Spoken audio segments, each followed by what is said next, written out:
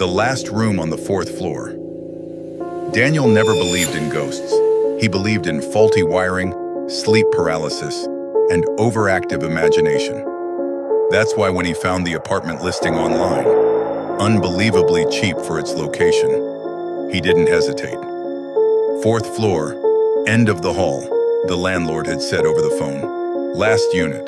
Quiet. Quiet sounded perfect. The building itself was older than Daniel expected. Not abandoned, but tired. The kind of place where the walls seemed to absorb sound instead of reflecting it. Even the city noise outside felt distant. When he first stepped into the hallway, something felt off. Not scary, just wrong. The corridor stretched longer than it should have. The overhead lights flickered faintly, not enough to be alarming, but enough to notice. And at the very end sat his apartment. Room 417. The door was already unlocked. Convenient, Daniel muttered. The apartment was small but livable. One bedroom, a narrow kitchen, a bathroom, and a living area with a large window overlooking the street below. Everything seemed normal, except for one thing: the bedroom door.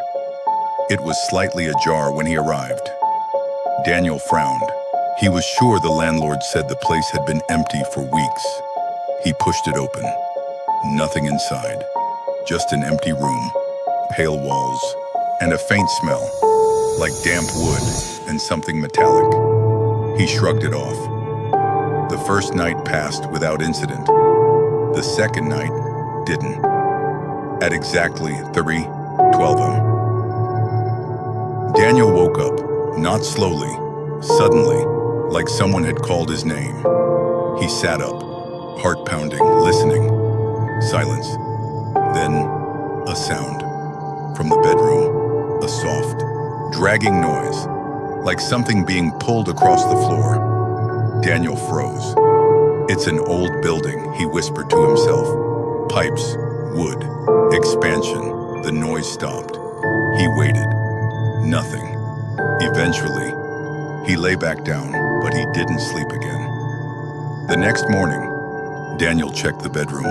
Nothing had moved. No scratches. No marks. But the smell was stronger. Metallic, like rust or blood. Days passed, then weeks, and the sounds came back. Always at 3:12 a.m. Always from the bedroom, dragging, sometimes, tapping. Once, he heard what sounded like breathing. Daniel started recording, night after night. He left his phone on the bedroom floor. Each morning, he checked the footage. Nothing, no movement, no sound, except at exactly 3:12 a.m. The audio would distort, static.low, crackling interference, and underneath it, something else, a whisper, too faint to understand. Daniel considered moving out, but something stopped him. Curiosity, or maybe something worse. One night, he decided to stay awake, 50 a.m. He sat on the couch, staring at the bedroom door. Nothing, through 10 a.m. The air grew colder, not gradually, instantly, like stepping into a freezer. 11 a.m. The light above him flickered. 12 a.m. The bedroom door creaked open on its own. Daniel didn't move, couldn't. The darkness inside the bedroom looked deeper than it should. Not just absence of light, but something thick, something that swallowed it. Then, the dragging sound. Closer this time, from inside the room, coming toward the door. "Hello?" Daniel called out, his voice shaking. No response. The sound stopped.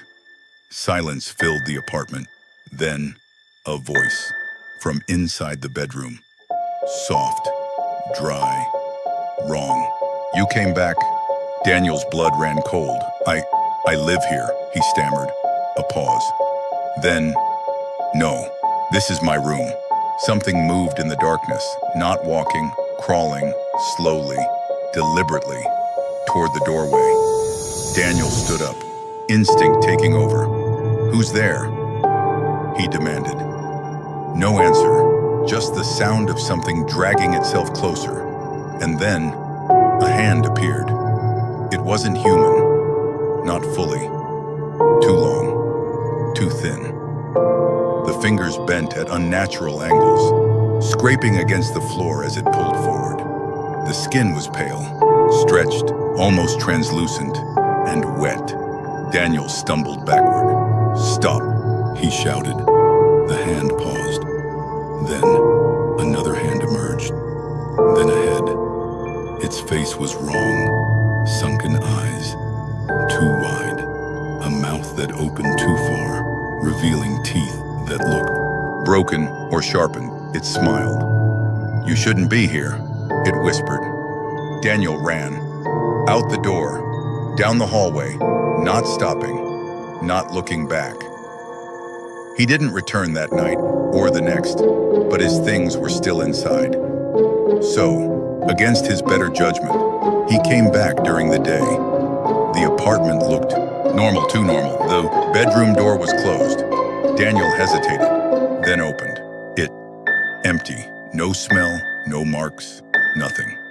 He packed quickly, but before leaving, he checked his phone recordings one last time. The final recording, from the night he saw it. The video showed the bedroom, still, silent, until 3:12. The door opened on its own, just like he remembered. But this time, the camera caught something.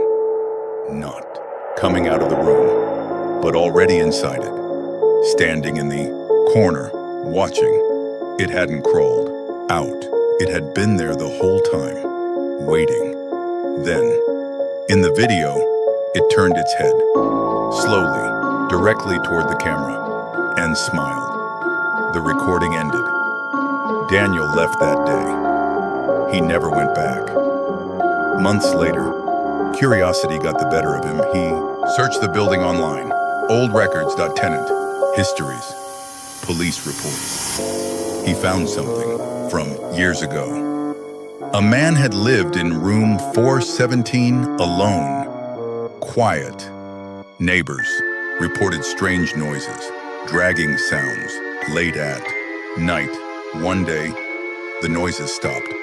The landlord eventually forced entry. They found him in the bedroom, or what was left of him. His body was on the floor, but something was wrong.